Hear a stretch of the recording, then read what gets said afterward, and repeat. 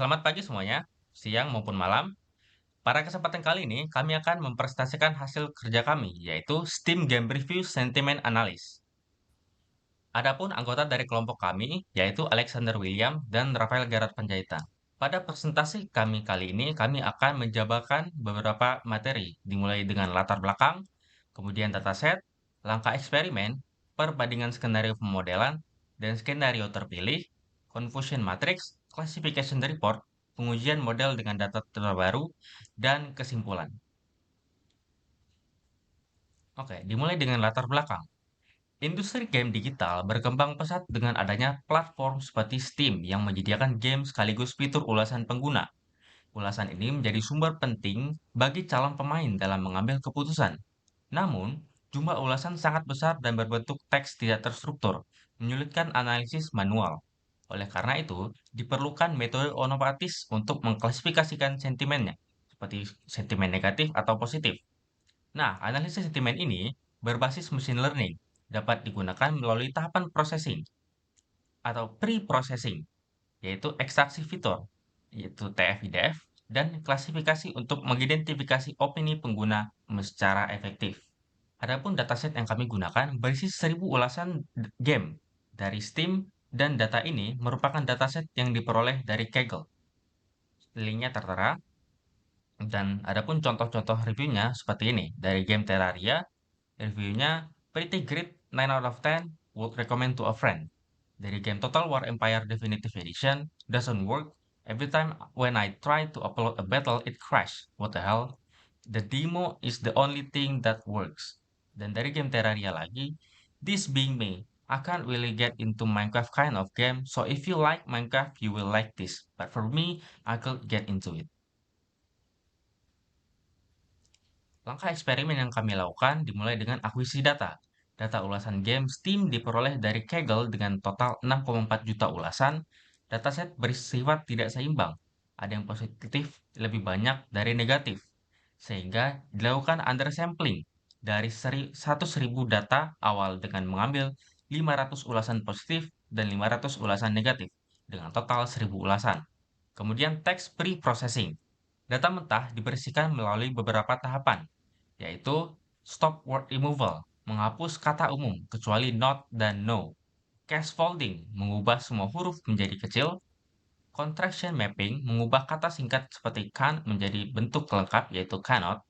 Serta punctuation removal, menghapus tanda baca dan simbol, agar teks lebih bersih dan mudah diproses oleh model. Kemudian ada vektorisasi. Data yang telah dibersihkan kemudian diubah menjadi representasi numerik menggunakan TF-IDF, yaitu dengan memberi bobot pada setiap kata berdasarkan tingkat kepentingannya. TF, term frekuensi, mengukur frekuensi kemunculan kata dalam suatu ulasan. Sedangkan IDF, inverse document frequency, menurunkan bobot kata yang terlalu sering muncul di seluruh dokumen. Kemudian dilanjutkan dengan skenario pemodelan. Data dibagi menjadi 80% training dan 20% testing dengan random state agar hasil konsisten.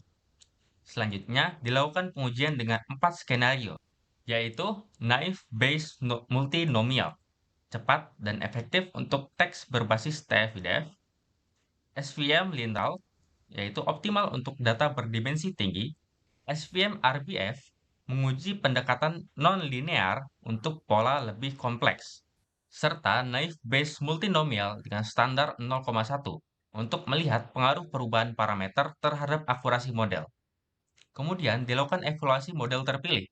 Setelah pengujian 4 skenario tadi, model dengan akurasi tertinggi dipilih untuk dievaluasi menggunakan confusion matrix dan classification report guna mengukur kinerja klasifikasi secara lebih detail. Kemudian diakhiri dengan menguji model terpilih dengan data yang baru. Setelah evaluasi, model terbaik diuji menggunakan data terbaru untuk menilai performanya dalam memprediksi sentimen ulasan. Oke, baiklah. Selanjutnya kita masuk ke hasilnya. Jadi berdasarkan pembandingan skenario pemodelan yang ada untuk skenario 1 ada naive Bayes multinomial dengan parameter alpha standar 1,0 didapatkan akurasi sebesar 82%. Untuk skenario 2 yaitu super vector machine dengan parameter kernel linear didapatkan akurasi sebesar 81,5%.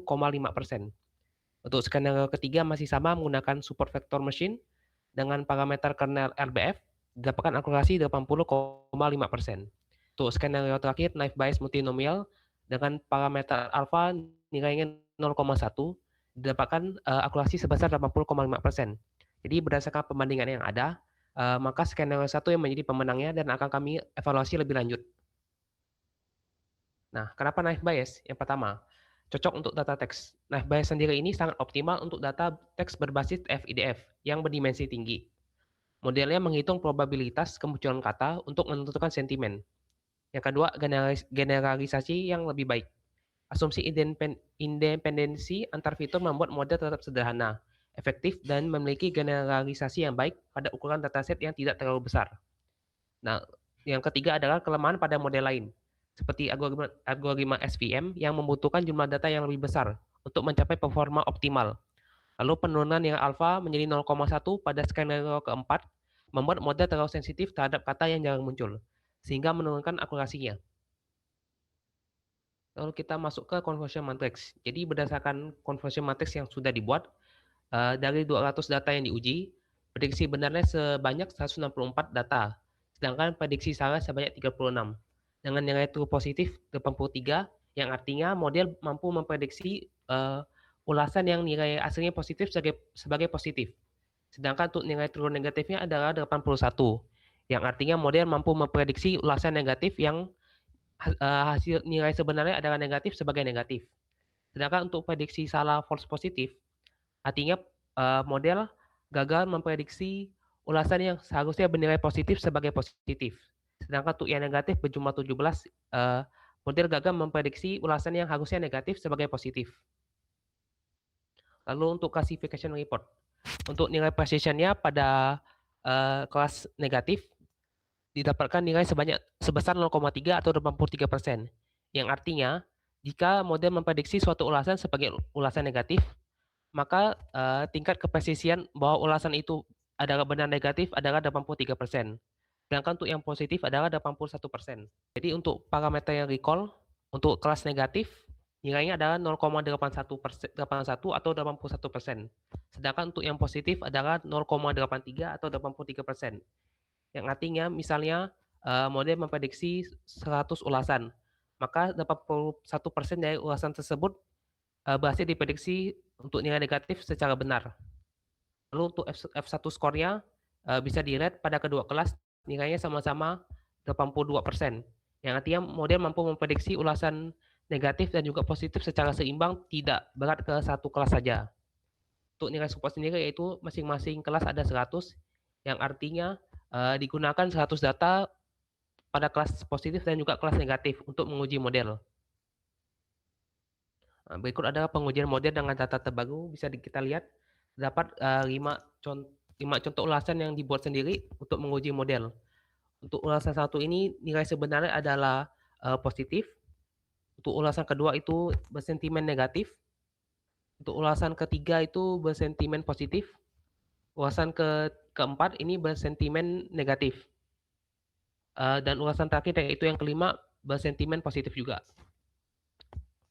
Nah, berikut ada hasilnya. Jadi bisa kita lihat dari 5 ulasan baru yang diberikan, model mampu memprediksi kelima-limanya dengan tepat.